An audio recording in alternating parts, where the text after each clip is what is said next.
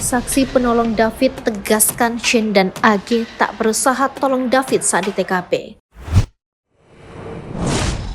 Saksi kunci dan saksi fakta kasus penganiayaan Mario Dandi Satrio pada David Ozora mengungkapkan fakta bahwa AGH memang tak berniat menolong saat David dianiaya.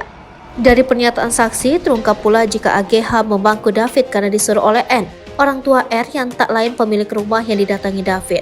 N diketahui meminta tolong AGH untuk membangku kepala David agar darah akibat penganiayaan oleh Mario Dandi Satrio tak masuk ke hidung. Saat AGH membangku David, Shane Lucas memfoto menggunakan HP Mario Dandi Satrio. Aksi AGH membangku David ini dianggap sebagai bentuk niat baik oleh kubu AGH.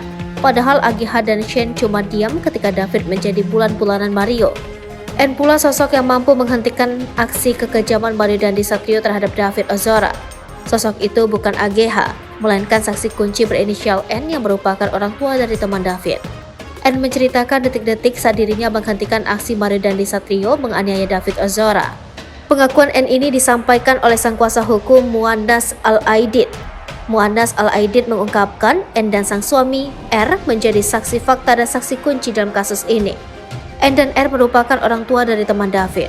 Adapun peristiwa penganiayaan itu terjadi di dekat rumah N di kawasan Pesanggerahan, Jakarta Selatan. Muannas menyebut N merupakan orang yang berteriak untuk menghentikan aksi penganiayaan Mario Dandi terhadap David. Setelah itu, N dan R menuju tempat kejadian perkara untuk memberikan pertolongan kepada David.